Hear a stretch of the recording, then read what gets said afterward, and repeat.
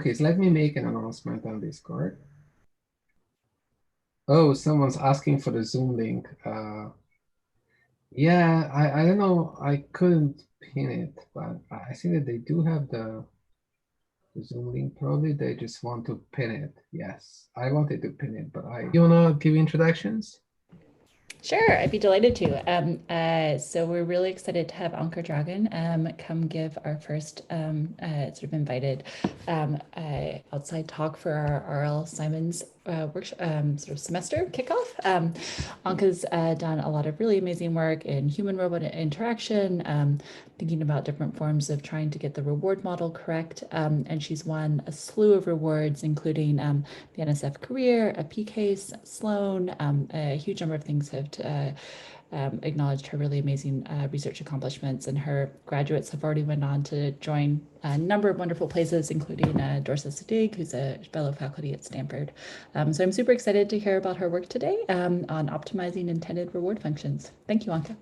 Thank you so much, Emma. Yeah, the joy of being at Berkeley is working with these amazing students. And actually today I'll talk about kind of a piece through a lot of people's work, but I'd say that one of the major influencers of this work is Dylan Hadbin-Mennel, who is also moving on to a faculty position at MIT. Super proud of Dylan. So I wanted to brag a little bit about him as well. So I figured, given that this is DRL Bootcamp, it makes a lot of sense to talk about a topic that's not only one of my favorite topics that I've gotten really obsessed by in the past 4 years, but also a topic that's basically kind of challenging the very definition of reinforcement learning as a problem that this camp is all about, and replacing it maybe with a much more difficult definition that is maybe also still work in progress in terms of the definition itself, but definitely work in progress in terms of how we might be able to solve that more complex problem. So that's a little bit of what the talk is about. My background is in robotics, and I work on different kinds of robots. I work on robot arms. I work on autonomous cars and quad rotors and indoor mobile robots. And traditionally, my work is not so much about the reward functions and reward modeling. Traditionally, my work was a lot, and still is a lot, on how to get these robots to achieve their objectives when they're not alone in the world, right? When they need to be coordinating and collaborating with people as part of what they're doing. So that's what I do. But then it turns out that a major bottleneck in terms of being able to do that well is defining what their objective is in the first place. So let me give you one of my favorite examples in this. So when I got to Berkeley, I started working with Dorsa. Dorsa got me into autonomous cars. And the first thing that I noticed was that cars tend to be very conservative. So this orange car here is an autonomous car, and it needs to get into the left lane and kind of that in order to take a left turn or something like that. And so we can write down a reward function that says maximize efficiency, avoid collisions, stay on the road, etc.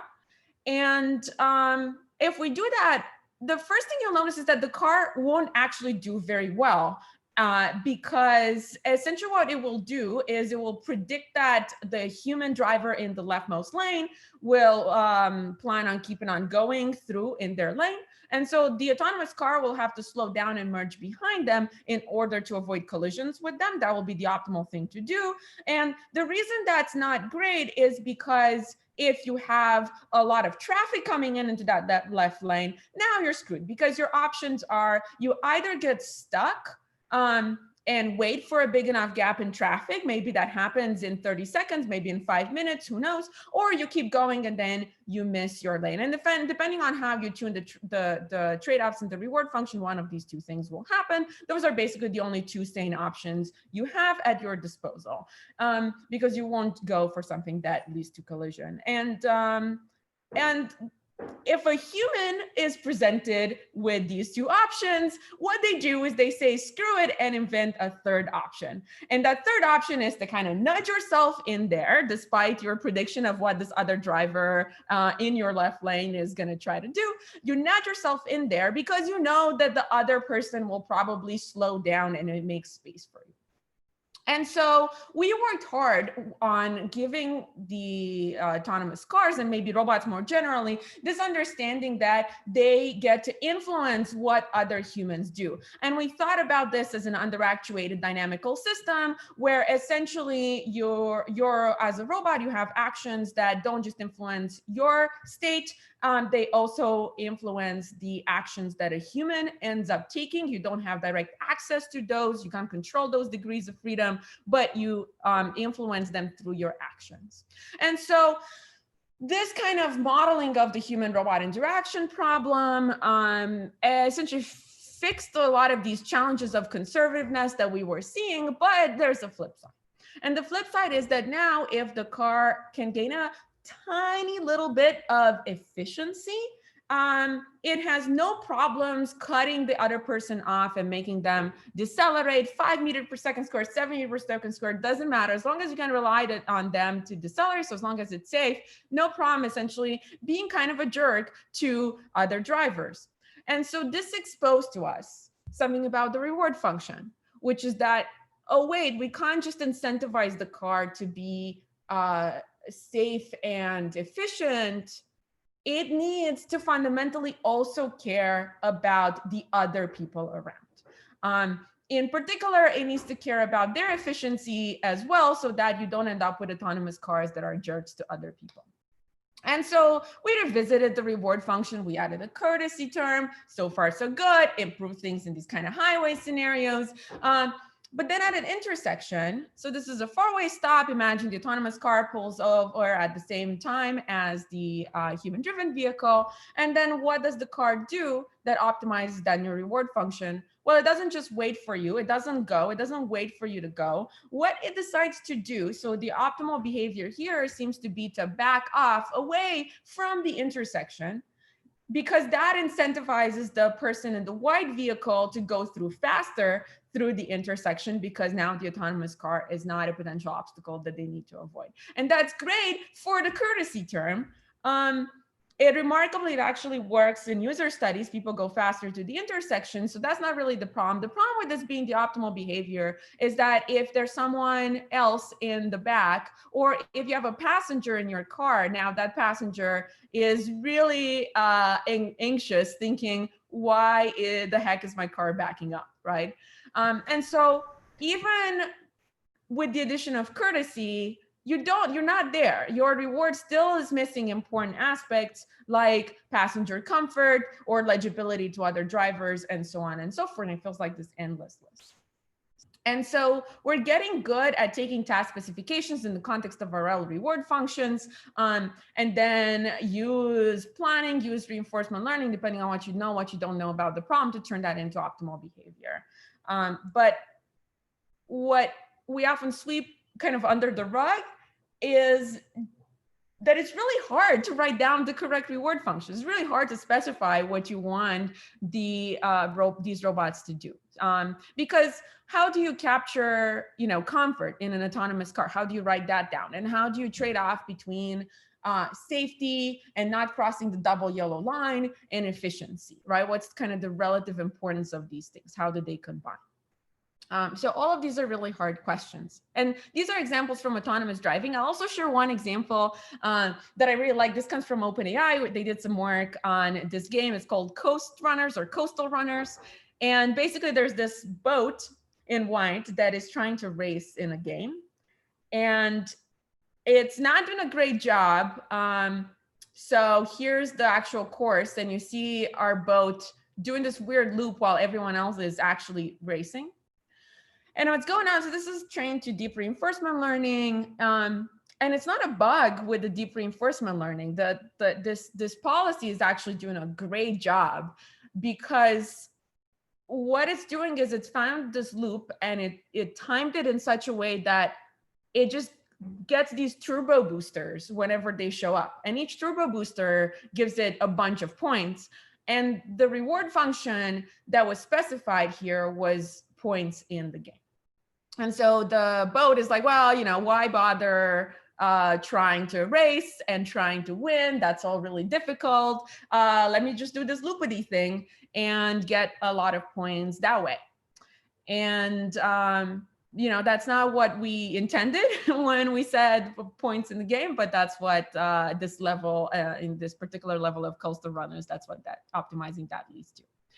And so specifying rewards is hard. You end up with the behavior kind of taking you by surprise, sometimes negatively in new situations. And I think overall the problem stems from the fact that the problem definition is wrong. This is what I was trying to hint at in the beginning. So we pretend like the AI problem definition is you have an agent, there's a state space, the agent can take actions that affect the state. There's some reward function that falls from the sky.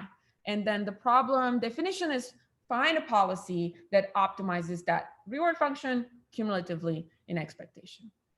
And we define it this way because, I mean, it makes sense. You have to make progress on something, and this is a concrete problem that you can actually make progress on. But that's not what the real problem is, right? So let's be clear about that. The real problem is that there's an agent, there's state, there are actions, but there's a human, and the human wants something. And what the agent is supposed to do is whatever the human wants the agent to do. And so I think that's the problem that we should be going for, that it's not about optimizing a specified reward. It should be about optimizing intended reward, where intended means whatever a person actually wants you to optimize at some implicit level. And so that's what we should try to build these robots to do, but that's hard because, you know, what the heck is intended reward? So what does it mean to optimize intended reward? Let's make this a little bit more concrete. So what I did here is I decided on a parameterization of the reward function. So we're going to choose some space. It could be a linear combination of features. So these theta would then be weights on those important features, telling us how to trade off. It could be a deep neural network, right? That take the weights in a deep neural network that takes state and action as input and then outputs a scalar as the output. Whatever it is, right? We choose this space. We better hope it's expressive enough to capture what we actually want. And then the idea here is that these parameters theta, they're hidden state, right? So they're sort of implicitly internal to the human. The robot doesn't get to just access them. And so what the robot needs to do in an ideal world, and of course then, you know, practical consideration around compute come into play. But in an ideal world, what the robot needs to do is to maintain an estimate of these parameters, essentially to have a belief, a probability distribution over what these reward parameters might actually be. And try to estimate somehow, right? Try to have updates on this belief with evidence. And so if you think about that problem definition, then it sort of makes what we currently do in reinforcement learning look a little bit subpar, because what we currently do in reinforcement learning is the person, the engineer, the designer, attempts to specify a reward function like I was doing with the cars, you know, like OpenAI engineers were doing with the boat. And let's call this theta tilde. And this is what's important to note is that this is someone's best attempt, best current attempt maybe at a reward function, their best guess at what should actually incentivize good behavior. But note that this is not necessarily one and the same as the true parameters theta that would actually describe the reward function that leads to the robot doing the correct thing across time in every new situation. So we're going to call this theta tilde. And so what we currently do in RL is someone specifies a theta tilde and the robot basically updates its belief automatically to, well, that must be the definition of the reward function. So in other words, my belief automatically becomes 1 if theta equals theta tilde, 0 otherwise. So that's you know, that's ground truth. That's it. It basically treats the person's specification as if they're some sort of perfect oracle, right? As perfect sensors that just elucidates the reward exactly. And we've seen a number of examples now where that's not actually true, where theta tilde is not what we actually want, and you kind of keep on having to modify it as you encounter new situations.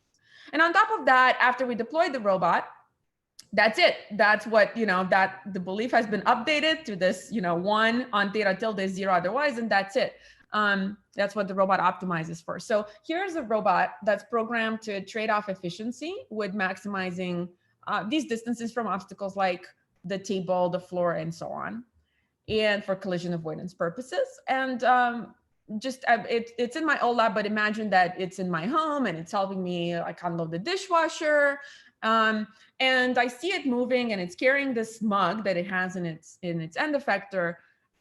And I get worried because it's keeping that pretty high upright, and I worry that if it drops it, it will break. And so what I might do as the end user, as the user of this device, is I might see that behavior and intervene to fix it. So I might actually push the robot closer to the table, closer to the ground to correct its behavior. And now, basically,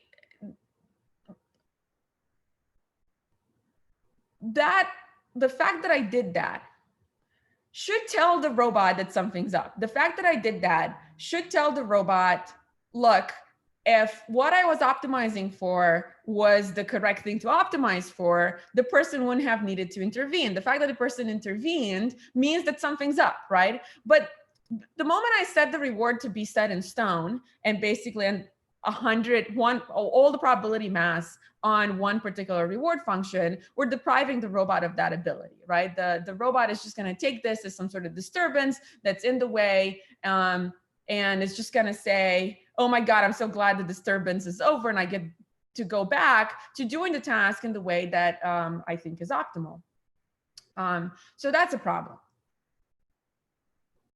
So I think that, optimizing specified reward makes a lot of sense, but now from this lens of needing to optimize intended reward instead of the specified reward, essentially what we're finding is that robots tend to learn too little from everything that happens to them, like people saying stuff to them, people correcting them, and so on, and learn too much, overlearn, I'd say, from the reward that was specified. So we're focusing on one source of information, but I think there's a lot of other information that we're leaving on the table, like this robot that I was pushing on was doing. And so it turns out that we leave more information on the table than we might think. So people might physically interact with the robot. They might say stuff in natural language. They might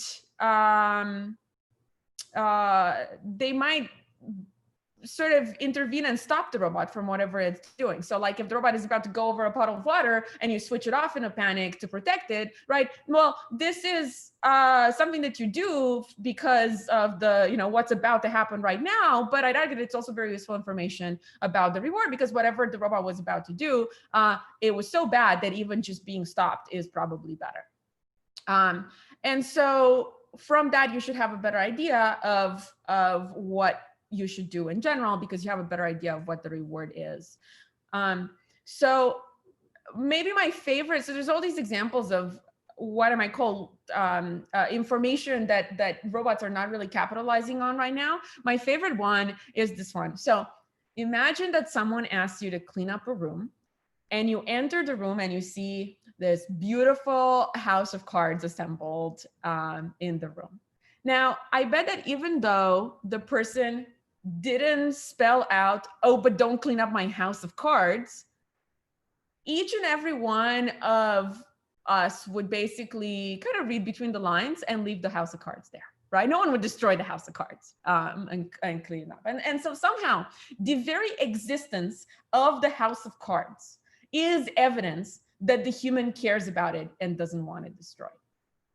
So I'd say that to what we do, to what we say, and even how we set up the environment, we leak information about what we want, and therefore we leak information about what the robot should optimize for.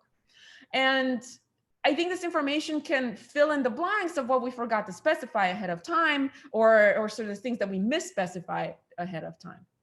And so the question is, how do we enable robots to extract this information, to capitalize it towards updating its belief, and being able to do better in the future on new tasks? So in other words, how do we go from observing the feedback, that all this information that the person is giving us, and turning that into a belief update? And what's hard about this is that we need to arm the robot with a human model, an observation model, right? So this thing that tells us, given the reward function that they actually want implicitly, what feedback, what behavior from the human would we expect? What environments should look like, and so on and so forth. So we need a model that works for all this diversity of human feedback types. So now that we're kind of on the same page about the problem setup here of wanting to create such an observation model that can take in all of these different sources of information and leverage them to update the robot's understanding about the belief, what I want to do for the rest of our time together is first talk about how we might do this for the very special case of a specified reward. So if the person actually specifies a reward, how we might build an observation model for that. And then I want to generalize to all these other different types. Okay, so when you specify a reward for your robot, what does it mean for the reward you specify to not define the actual reward you want, but to be merely kind of evidence, observation about the reward you actually want the robot to optimize, right? How do we mathematically capture this process that makes you, as a designer, as an engineer, not actually end up with the right theta parameters? Why would you not end up with that? How come there's this disconnect between theta tilde, what you specify, and what you want? And it's not that, you know, you take your true data and add some Gaussian noise around it. Like, we can't just build an observation model right now by slapping some Gaussian noise around theta tilde, around theta, and say, okay, oh, that's the distribution theta tilde is drawn from. There must be something going wrong, right, for us to actually end up with the wrong thing. So we thought about this for a while. And what we realized was that at the core of what's going wrong is that you, as a human designer, you can't possibly look at every possible environment and make sure that the reward you specify ends up working well everywhere, in every single possible environment that the robot encounters. So what drives the suboptimality, what drives this difference between what you specify and what you actually want, is that you only look at some development, I'm going to call it a development set in kind of industry terms, or the training set of environments. And you decide theta tilde based on that. And so usually what goes on when you get surprised by this behavior is some fundamental difference between kind of what we might call the development test set and the deployment set, right, where you actually deploy the robot. So we're not going to worry about bad behavior during development, because during development, you're actually tuning up the reward function, and you can still get a chance to catch that and fix it. We're gonna worry about when we see bad behaviors at deployment time.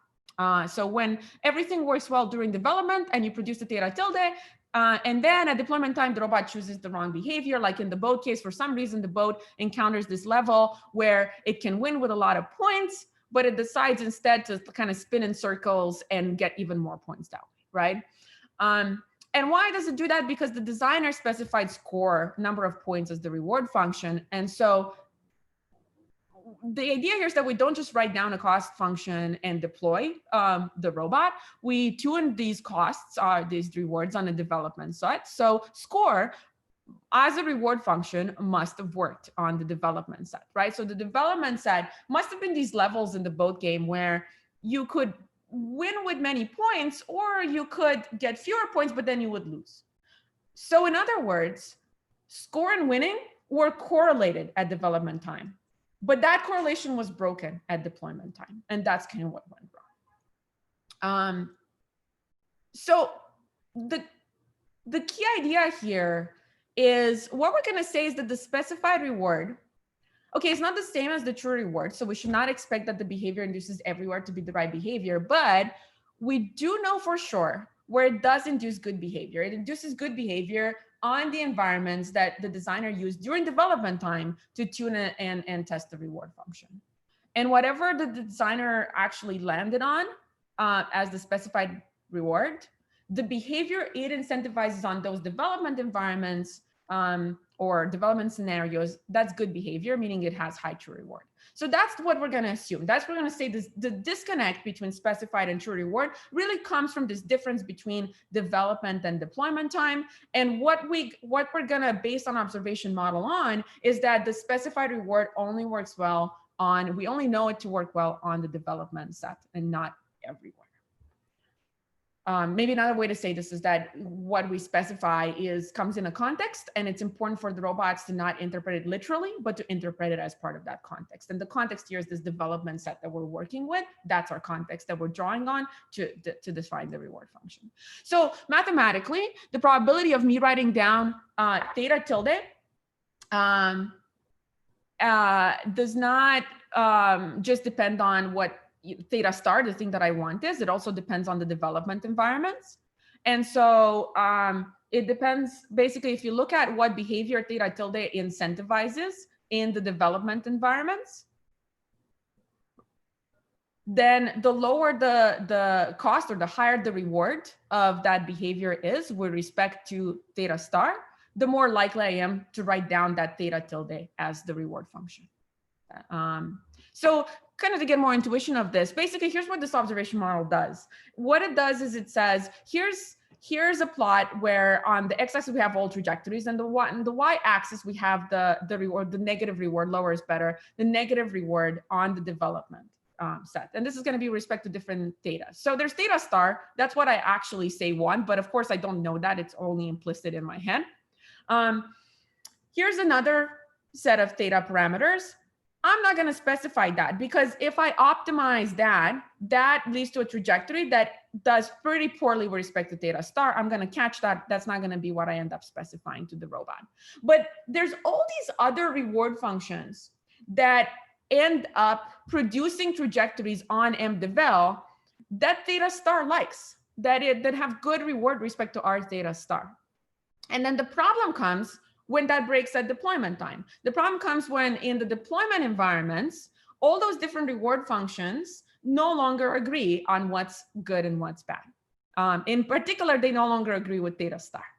And so what this model tells us is that it kind of cautions the robot that if mdevel was the environment that these were based on, or the set of environments, it cautions the robot that any of those green possible cost functions, reward functions, are possible, are things that the designer might specify if they actually want theta star, because there's not a good way for them to disambiguate between them. So kind of back to the boat real quick. Here are behaviors in mdevel. And kind of just for the purpose of understanding this, let's say that the robot kind of magically has access to these many different features that might matter, like winning, like score, whatever it is. And so we told the robot to maximize score. We chose theta 2. And now instead of just optimizing theta 2 everywhere, what the robot does is it says, okay, let me look at what behavior this incentivizes, what policies come out of this in the development set. Well, in the development set, I end up getting a lot of points. If I do this, I also, by the way, end up winning. Now let me look at which of these reward functions in my hypothesis space like that behavior. Well, of course, maximizing score likes that behavior. Kind of duh, that's what I optimized to obtain it. Minimizing winning, minimizing score do not like that behavior. And so that's how the robot knows that the person says maximize score, and it trusts that the person didn't mean don't win or don't optimize score, minimize score, right? But what the robot doesn't trust is that the person could have really disambiguated between winning and score, because they both like the same behavior in there. And so now the robot has this uncertainty. It's not that the robot, so I want to pause here and emphasize something. It's not that if you take theta tilde as evidence about theta star, all of a sudden the robot knows that the person wants the robot to win and not to optimize score. That's not what's happening at all. But what's happening that I think is really important is that the robot gets this uncertainty where it trusts some things that the person said, but it knows that it doesn't know whether the person actually wants score like they literally said, or maybe they actually want winning. And this uncertainty is really valuable. So we do this belief update, we get this uncertainty. And now what we can do is we can plan an expectation, which is kind of hedging our bets a little bit between the different options. We can also do risk averse planning. So kind of protect against the kind of the worst case, some notion of worst case reward function that's still high likelihood. We try this, by the way, in motion planning for arms. We do a lot of motion planning kind of around people.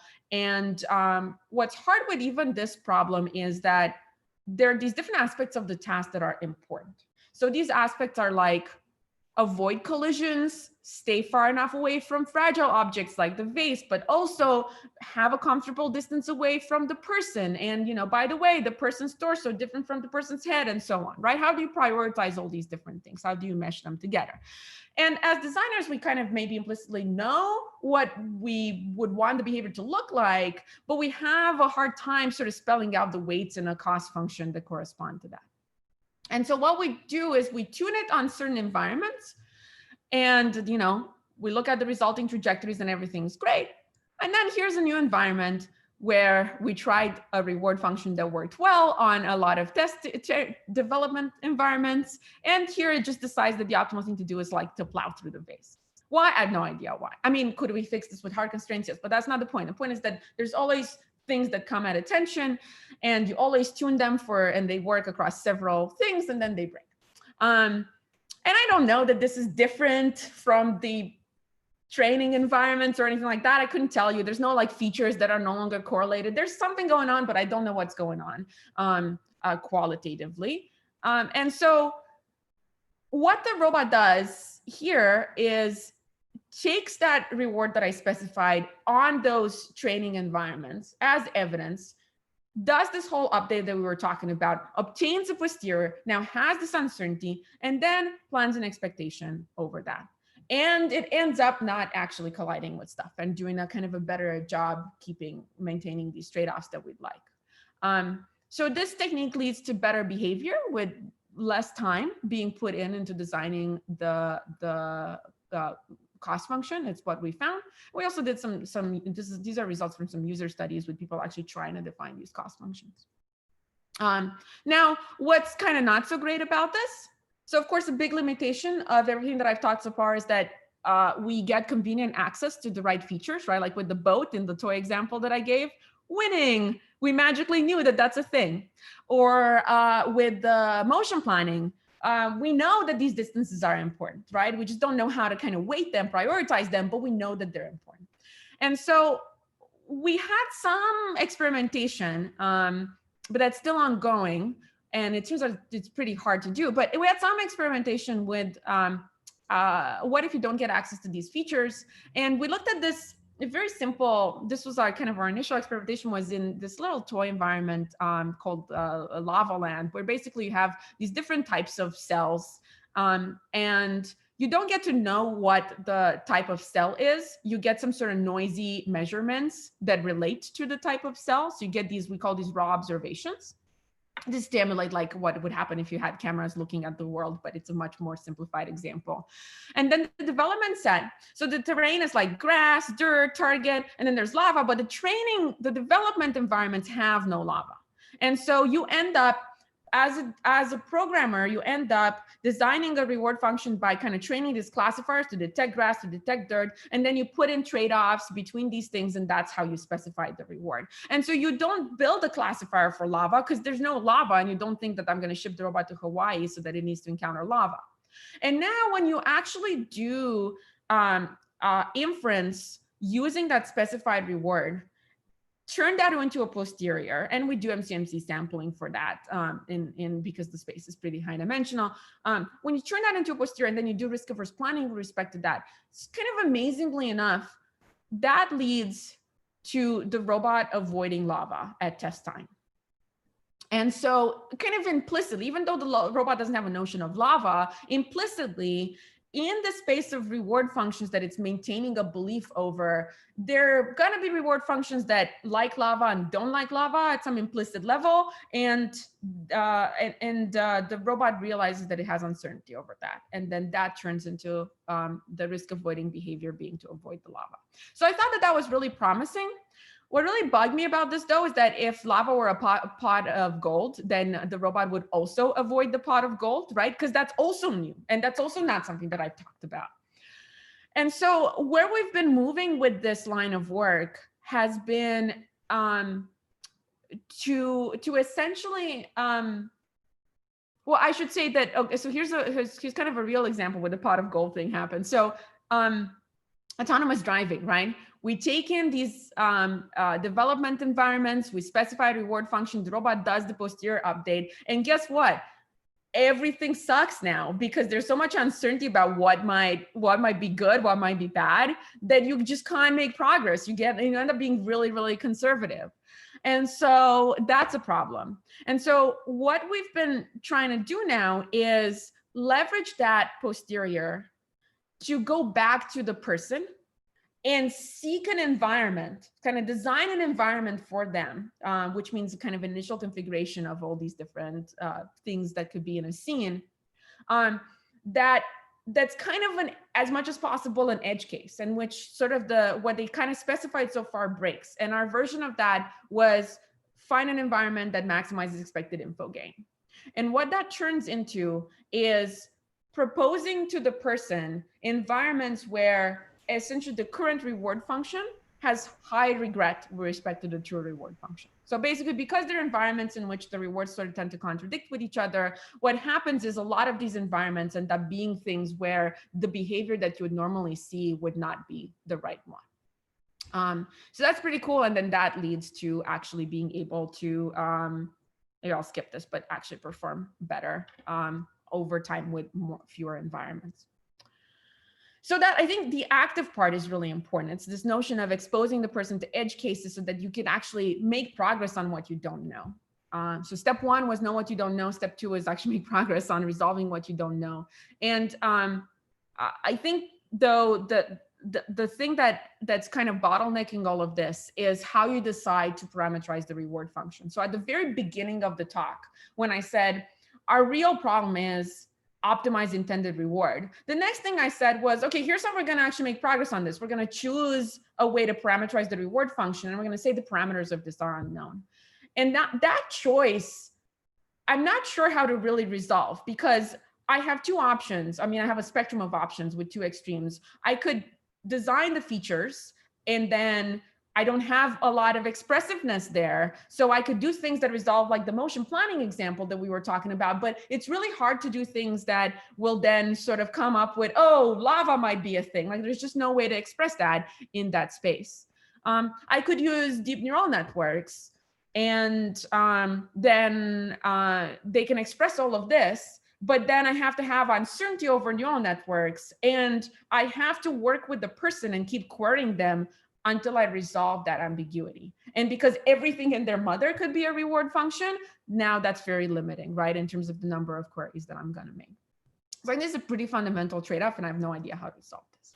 Okay, so this was all under, how am I doing on time? Okay, this was all under what if the person specifies something, but I promise that we'll also try to generalize this, right? So this is one bit of evidence that you get. It's not the definition of the reward, it's evidence, and this is how we can actually leverage it to understand more about what the person actually wants. So what about all these other types? And let me share a little bit about two other types that we know a lot how to do. One of them is comparisons. So if you show the person two trajectories and ask them which one is better, and if they say side A, the trajectory on the left is better than side B, do that. We know how to turn that into evidence about the underlying reward function. And in particular, the way we do that is through this notion that we think of the person as making a rational choice with respect to the reward. So we think of the person as having these two choices, A and B, and they base their choice on the cumulative reward of one trajectory versus the other. And generally, we tend to say allow for a little bit of noise. The person isn't perfect at making this choice. The person picks maybe in proportion to the exponent of the reward. So that's one thing. Now, this is this observation model we've been seeking. We know this. It's been very, very well studied. A second example where we know how to interpret human feedback really well is demonstrations. And so that's inverse reinforcement learning. In particular, this would correspond to Bayesian inverse reinforcement learning, where we'd say, you know what, the person has choices. Now there are just all of the possible trajectories that they could have demonstrated in this scene. They picked one of them, right? So now they made an implicit choice as opposed to an explicit choice, but it's still a choice, and it's still a choice with respect to the reward function, the cumulative reward of the trajectory. So that's inverse reinforcement learning. And again, you can make that noisy, and I want you to notice that it's the same thing that comes up where you have the probability of a trajectory being proportional to the exponent of the reward. The thing that's different now is that the person didn't make a choice between two things, so that normalizer is not over two trajectories, it's over all possible trajectories that the person could have demonstrated but didn't. So those are two well-studied aspects. When we have our specified rewards, that's also a choice. So the choices here are all the possible reward functions that the person could have specified. Implicitly, they made a choice. They chose one of them. They chose theta tilde. And the problem is, what would it mean for them to choose based on the reward, right? What is the reward of not a trajectory, but a specified reward function? Sort of, you get a syntax mismatch here.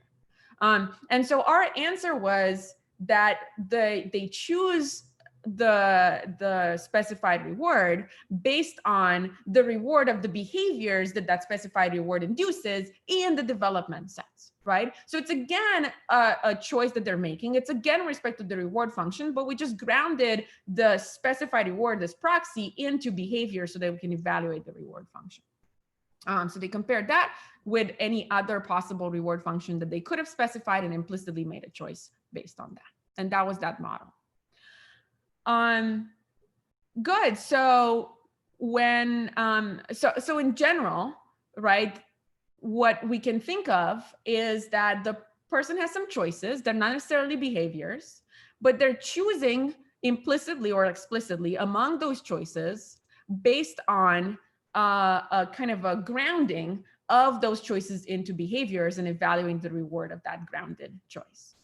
So they're choosing sort of, if choices are C, if they're choosing C star, they're comparing the behaviors corresponding to C star, the reward of those versus the reward of behaviors corresponding to their other choices. And then they're picking in proportion to that. And so far, this is fit with comparisons, it's fit with demonstrations, and it's fit with the specified reward. And it turns out that when you ask how you should extract this leak information from other things, the crazy thought for us is, well, maybe we can just interpret anything as a reward rational choice that the person is making, sometimes implicitly. And it turns out that you just have to figure out what were the choices, right? Because sometimes they're implicit, like what they could have said but didn't, what they could have shown but didn't, and then how these all translate to behavior. So with corrections, for instance, what I was showing in the beginning that I push on the robot, well, that's an external torque that I'm applying, and you can think of it as a choice that I'm making. It's a choice between different external torques that I might be able to apply. And it's also based on the reward of the grounding of that external torque into a trajectory, which is something that we call deformed trajectories. And that leads to, I push on the robot, it interprets that as a choice, it takes it in as evidence about the reward, and lo and behold, the robot actually stays closer to the ground. Who would have thought? Good robot, less frustrating. When I turn the robot off, that's also a choice, because I could have left, I could have done nothing, I could have let it run, and I didn't. And so these two choices, turn the robot off, not turn the robot off, map also to behavior, right? They map to the robot being stopped there for the rest of the time horizon versus the robot continuing along what it was planning to do. And sort of the person is telling us that one thing is better than the other. They're making a choice. And then finally, my favorite one is, what's up with this house of cards? How does that relate to choice? How do we get information from that? And so here's our version of this. So far we've talked about these sources of information that look at human behavior of some shape or form. So if I'm in a room and the person didn't tell me to not break this vase that's in this room, I would have had to see the person actually actively avoid the vase for me to figure out that the vase is important, right? So that's kind of what inferring from behavior looks like. But if I just walk into this room and I see the vase there, and I know that the universe didn't just start this way, right? People have been in this environment. I should be able to actually figure out that the vase is important from just the existence of that vase in the environment. So if I deploy the agent in an environment where the human has been acting, because the human has been acting according to their preferences, that state of the environment itself leaks information about what people want. So that's kind of the house of cards part. And so the way we've gone about interpreting this is, lo and behold, we think of it as a choice. Now, what are the possible choices? Well, they're states of the world, right? Because you get one state and not any other state that could have been the current state of the world, but wasn't. How do you choose based on reward? How does the person choose a state? Well, the trick here was that a state of the world does correspond to trajectories. It does ground to trajectories that you can evaluate reward on. It corresponds to trajectories that have happened and they end at that particular state. And what the person is doing when they're making the choice of a state of the world is essentially, you can think of it as comparing between the trajectories that ended at that state that you actually see versus trajectories that did not end at that state versus basically versus all other states that then map to trajectories that end there. And so the way this works is the robot sort of simulates the past in its head and says, well, if the person wanted to break the vase, they would have just gone through and broken the vase. If they didn't care about the vase, they would have also gone through and broken the vase because that's efficient. So if they didn't want to break the vase, they wanted not to break the vase, then they would have avoided it. And that's the only one that actually corresponds to the current situation that I'm seeing. And so that's how we get that kind of information. So Anca, so yeah. There are some questions in the Q&A. Okay. Yeah. Do you want to take a look at them? Or Anca, if you're about to be done, then we could pop, whichever you prefer. We can answer. Yeah, let me do, I think I'm maybe 1 minute away. Okay. So let me do that and then we'll talk. Cool. Okay. Yeah. So just a couple of things on this information that you can get from the state of the world. So a couple cute examples, indulge me. So when you are in this room with a vase, and the person says, go to the door, and you're like, oh, okay, well, the vase is still there, so probably the person wants me to avoid it, and the robot goes and avoids it. Really cute example actually is with not just avoiding unintended side effects, but actually creating desirable side effects. So room with a train, the train is still running. The train would run out of batteries and die, but the train is still running. So instead of just going to the door, the robot cutely goes, takes the battery, repairs the train, and then goes, because it figures out that's something that the person probably cares about. So anyway, I thought that was really cute.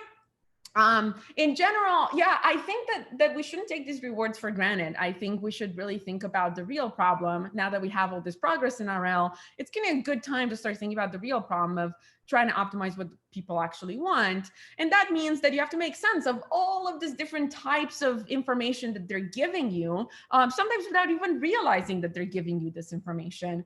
And I think that thinking of them as making choices that make sense with respect to the reward in one shape or another has been a way to get towards that, that goal of making sense of this information. Of course, the thing that I worry a lot about these days is that they're not that rational with respect to the reward function. And I have a lot to say on that. Maybe we'll come up in Q&A. But yeah, I think, task specifications, it be them rewards or constraints or whatever they are, they're so easy to get wrong and we shouldn't really rely on them. We should really involve the robot into this problem of look, let's work together to figure out what it is that you want me to do so that I can do that well. And the generalization of this is something that we call assistance games, where we really think of the human and the robot working in the same space together at the same time, when the human is trying to teach the robot what they want and the robot is trying to take actions that gather information about that. So with that, thank you very much. And these are the great students that did this work, as well as faculty collaborators here on this work, Peter Avila and Stuart Russell. So thank you, and we can go to Q&A. I'll just stop sharing. Thanks, Emma. That was super interesting. I don't know, I don't know if you see them, Anca, so in case it's helpful, I'd be happy to curate.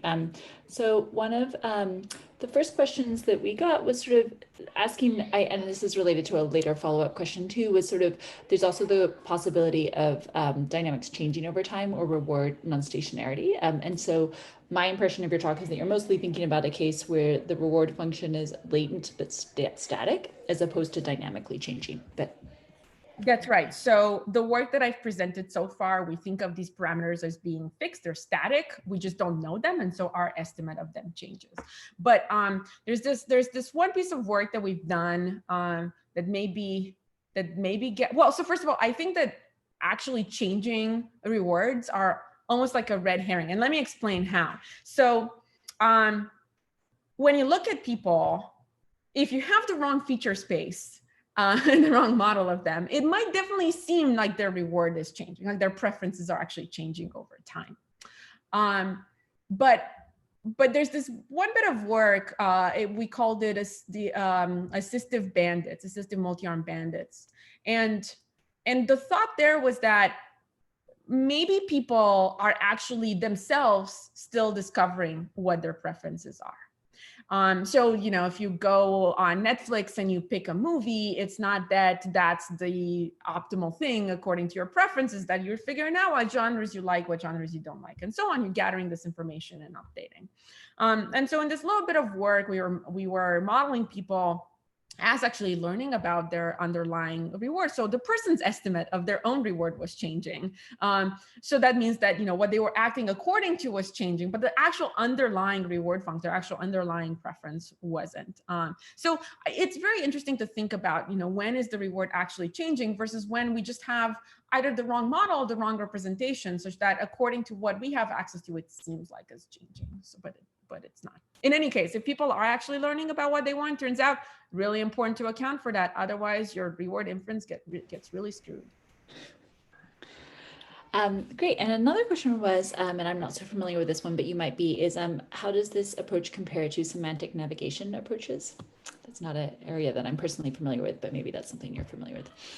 Semantic navigation, maybe Ignacio, who asked this, can people unmute themselves and clarify? I think so. Chubba, you can chime in if I'm wrong about that. Or if you want to update. Wow, I don't know. The brave new Zoom world. My best guess but you know, basically in any form of navigation, I think the differentiation is you even if you know about the semantics of the world, you still have to have something that defines you. This is good, this is bad. And so even if you have ways to sort of get at these high level features, right? Like you actually can't say, oh, that's lava. You still have to attach something that says, well, that's good or that's bad. And what we're worried about is these situations where there's so many things to think about ahead of time that you won't attach values to these different sort of types of objects or worlds that you could encounter. And so so we're kind of worried that, okay, you'll forget something, or even worse, maybe if, you know, if you have access to lava and the person forgot to say that it's bad, it's very trivial to know, okay, I don't know, I have uncertainty over that. But if you have access to these things and the person said one thing, but because, you know, features were actually correlated, and so, you know, they put the weight on this, but that's mean, you know, more like the effect, not the cause, and the underlying thing that you really want to penalize is something else. That's the type of reward design mistake people make all the time. It's so easy to look at the sort of the behavioral aspects and say, well, that's bad, that's good, and not look at the underlying causes. But when you don't do that, you're basically looking at things that correlate with the reward that you want on the environments that you're looking at. And then that correlation breaks later, and then you get in trouble. So I think, I don't know if that really answered the question, but that's how I would think about that. Like, semantics are useful in giving you a lot of information and maybe structuring the reward space that you're doing inference in, but I still worry about people not being able to specify the reward properly within that space. Thanks. Could you clarify a little bit, or somebody wanted Ahmed wanted you to re-explain what you meant by implicit choice by the human? Yeah, so good question. So when we ask the person to compare two trajectories, A or B, they're making an explicit choice, right? They're saying A is better than B. when they're, excuse me, when they're demonstrating a behavior, or when they're choosing a reward function, or when they're using natural language to say that was bad or do this or and whatnot. That choice is implicit. It's implicit in the sense that the set of choices wasn't presented to them explicitly so that them and the robot know both. That's what we're looking at. And then they picked one out of it.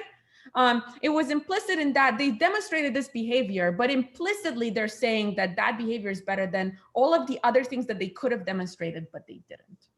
And it's important to realize the implicitness, because essentially what this can lead to is this form of misspecification where you're interpreting the choice set that they had, the options that they have, as being one thing, but they weren't thinking about that. They were thinking about something else. So, oh, I didn't realize I could, turn the robot off. And so now you're like, well, you didn't turn the robot off. That has meaning, but it doesn't, because that's not what they were thinking about as an option. And so realizing the implicitness of it means that you can start looking at potential problems that arise from misspecification, this mismatch between what the person consider as alternatives versus what the alternatives actually were.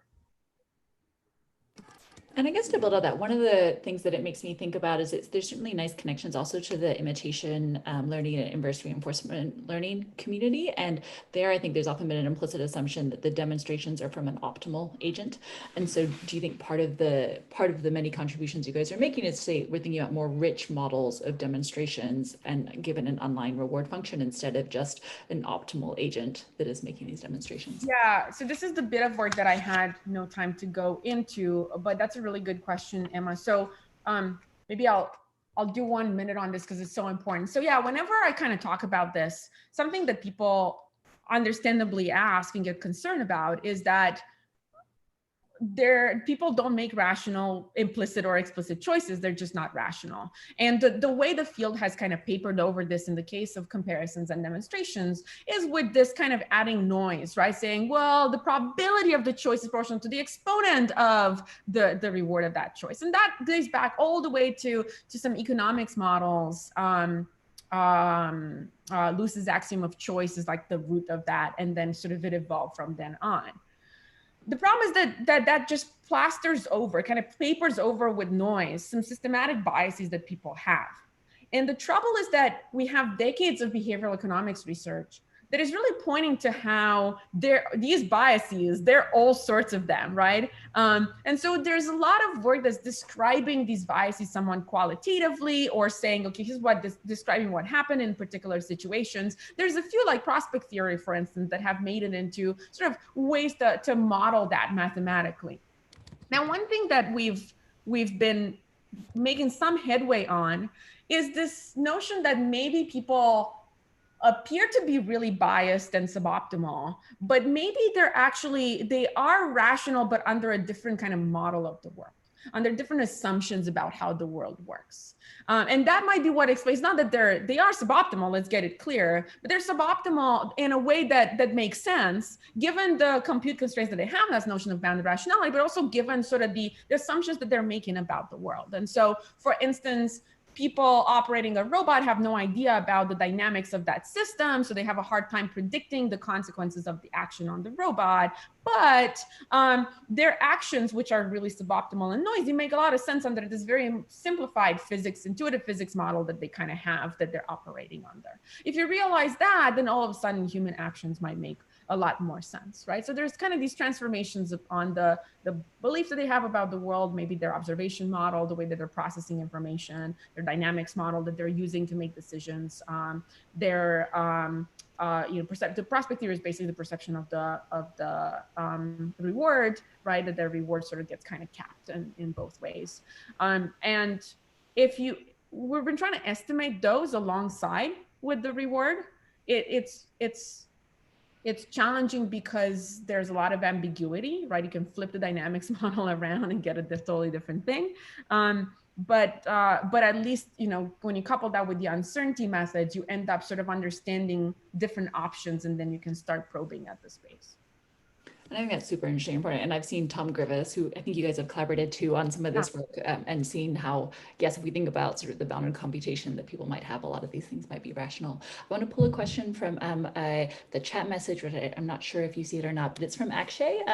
And he was wondering about if if the RL algorithm is using the uncertainty, and actually just correct me if I've got this wrong, its behavior might change, but then the human might also be thinking about how all the RL, if I know that the RL algorithm is going to do Bayesian updating, could this change how the human is trying to provide information? Like if I try to correct the robot midway, I might overcorrect it. So it'd be like, no, really, this is what my cost function is. And so I'm using my model of how the robot works. Yeah, well, that is a fantastic question. In fact, in a sense, my PhD thesis was dedicated to this question, because it was basically on how you can actually act differently to convey information about your goal, about your intent. Yeah, so at the very end of the talk, I referenced something that we call assistance games.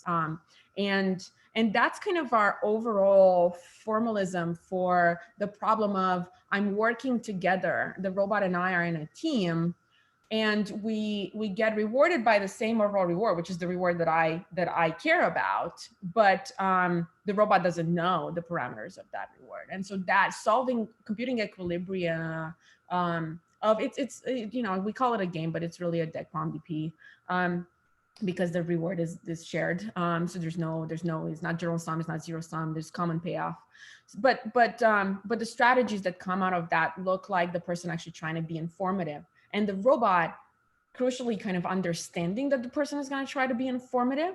And so you end up with these, but we can only do it for toy tasks is the problem, but you end up with these really beautiful behaviors where the robot, so the person, basically there would be, for one option, there would be, for one intent, there would be a very clear way to signal that.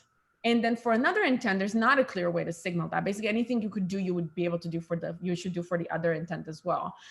And so the person, but the person either waits or even does one of these other things. And then the robot knows that the person would have been informative if they could have been. So that's not it. And so, you know, you kind of get this like turtles all the way. It's super interesting, but there's a cautionary tale too, which is some work that Smith did, where we were looking, this is in UAI, is looking at the specification of this model. So in light of this work of, let's assume that people are actually trying to be informative and leverage that, kind of came Smith's paper, which showed that if you assume people are informative and you get that wrong, that's really bad.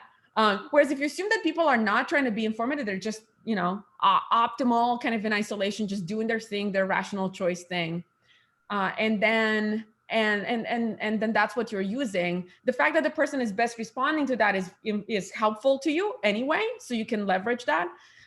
So the mismatch is the robustness to misspecification is much higher when you're just assuming a naive person than if you're using you're trying to assume that the person is informative. And even when in experiments we were trying to be informative, even when we fit the model to that, the model is still not perfect. And I kid you not, the inference was worse assuming that, you know, fit model, which was more accurate to what they were actually doing than assuming the naive person. So naive person is really robust. So anyway, really beautiful question. Actually, I thank you so much for that. It's really nuanced and complicated, but yeah, we've looked into some of that, I guess. And actually, I said, thanks so much for the answer. And Chava, I think we have to leave in a minute, so I'll let you be the final time here. But I had a really quick question, which is, I was curious how you think about the trade-off between, like, the cost of elicitation, essentially, because you only had time to really briefly talk about some really interesting work on using these priors to then either design environments or ask people, which I think is a super interesting direction. But the question of how frequently can you sort of elicit information from people about their preferences and their reward function, and when to do it? You know, do you do it at the beginning? Do you do it at the end? Do you do it in the middle? Is certainly a question we're thinking about for some of our own work. And so I was curious how you guys approach that. Yeah, we didn't really. So we do, you know, expected info gain, which sort of just like you do it until you don't really reason about the value of that information. And I mean, as you know, the ideal thing to do would be to really cast it as a POMDP, and then you would just figure out when to ask, when to not ask, when to hold, when to go with the thing. And it's impossible to actually compute that, at least so far. So far.